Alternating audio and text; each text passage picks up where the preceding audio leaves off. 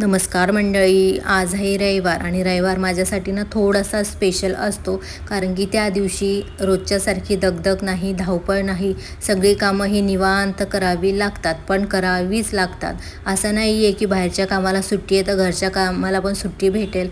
नाही, घरची कामं ही करावीच लागतात. सगळ्यात पहिले तर मी नाश्ता केला आणि आली मटण आणायला. आज मी स्वतः मटण घ्यायला गेली होती. मटण वगैरे घेऊन आली आणि लागले मी जेवणाच्या तयारीला. आणि डुगू निमिष मला फुल एंटरटेनमेंट करत होते. किचनमध्ये मस्ती चालू होती त्यांची. नंतर ना मला कामच करून देत नव्हते. खूप चिडवत होते. सो थोडीशी चिडली मी आणि त्यांना म्हटलं, जा आता मला करू द्या स्वयंपाक. सो ताई आली इथे गणूचं जेवण बनवत होती. आणि आज मी ना भाकरी आणि चपाती दोन्ही पण बनवलं, कारण की मम्मी भाकरी खात नाही. सो तिच्यासाठी चपात्या बनवल्या आणि आमच्यासाठी भाकरी.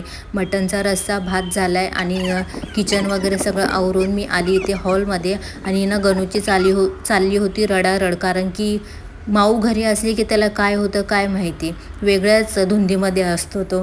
झोपली मी, जेवण वगैरे केलं आणि झोपली. त्या संध्याकाळी उठली तर या दोघांची मस्ती चालू होती.